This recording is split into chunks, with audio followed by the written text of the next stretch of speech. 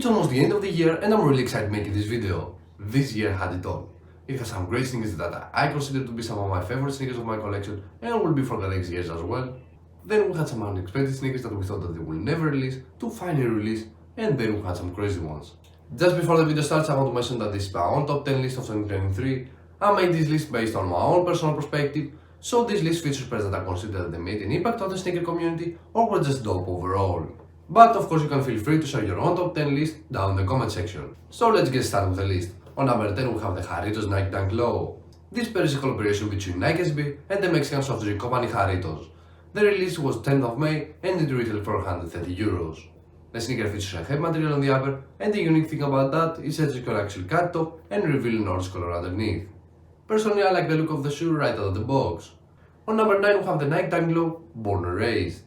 They were originally set to drop on July the 21st, but they never ended up happening. Because you see, on June the 25th, the founder of Born and Raised, Chris Pritter, was involved in a car accident and suddenly pronounced dead. After that, Nike never put an official statement about pulling this pair of shoes from the Nike sneakers app. So there were a lot of rumors that they completely cancelled, until after a couple of months it was announced that they dropped through the Born and Raised website on September 28th. Because of the death of the owner, and the rumors of the sneaker that would be never been released, made the sneaker have a huge resale price. Besides all this, it's a phenomenal pair of sneakers, great quality and an amazing colorway. On number 8 we have the only Adidas sneaker of the list, and that's the Yeezy Foam Runner MX Cinder. I am a huge fan of the Foam Runner series, so it's not a surprise for me to be on the list. The release date was May the 31st, and the retail price was 90 euros.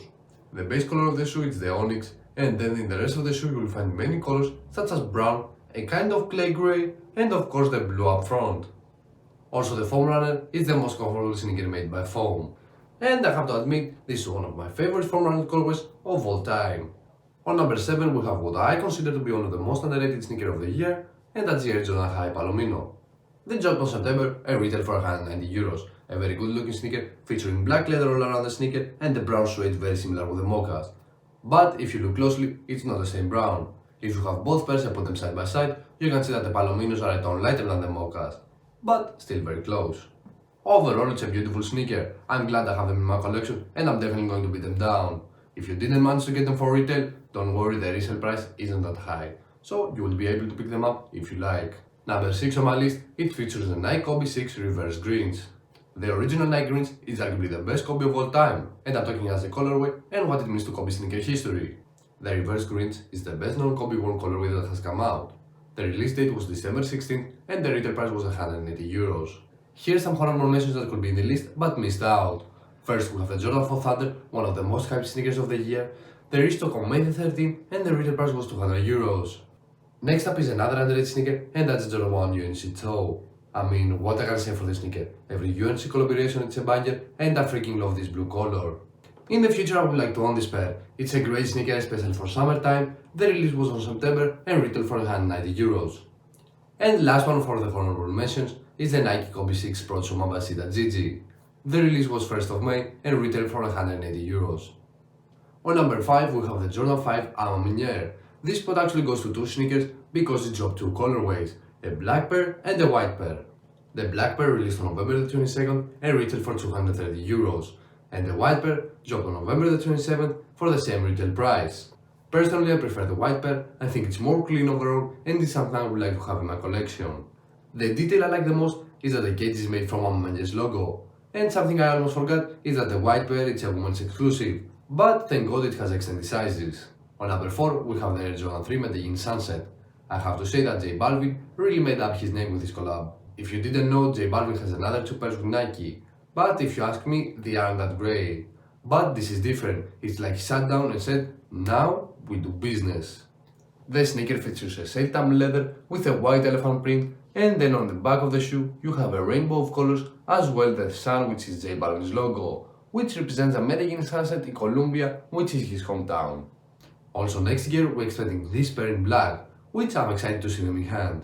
The shoe release was on September the 23rd and the retail price was 230 euros. Besides the increase in the retail price, this shoe was actually really hard to get, either on Nike Sneakers app or in J Balvin's website. Before we head into the top 3, don't forget to watch my previous video and don't forget to hit the like button as it helps with the algorithm. And also subscribe so you don't miss any of my new videos. Now let's continue with the list. I know a lot of people will get triggered with this, But on my number 4 is none other than Jordan 4 SB Pine Green. I know, a lot of you will probably put in number 1, but that's not the case for me. Definitely one of the most hyped pairs of the year, it's the first ever Nike SB Jordan 4 with a phenomenal colorway, very good materials, and it just look amazing on foot. The sneaker released March the 21st and retailed for €230. On number 2, of course I had to put the Travis Scott sneaker, as he gets on the list every year. The sneaker that I put on the list is the Travis Scott Air Jordan 1 Olive. You don't always need a backsole to like a sneaker, and that's the case with Travis's. You all just need a dope colorway. Personally, I'm a huge fan of the earth tone colors, and the main colors of this sneaker are black, white, and olive. The sneaker retailed for €170, and the release date was April the 26th. And finally, reaching the number 1 spot, which is my favorite sneaker of the year and my favorite sneaker of my entire collection, and that's the Air Jordan 3 White Cement. The release was 11th of March and retailed for €210. I made a review on this sneaker, so go check it out. I will leave the link down in the description. This sneaker made me love the Jordan 3 line. It's such an iconic pair, a simple colorway, very wearable, with a very good quality. It must be one of my most worn sneakers this year, and the more I wear it, the more I like it.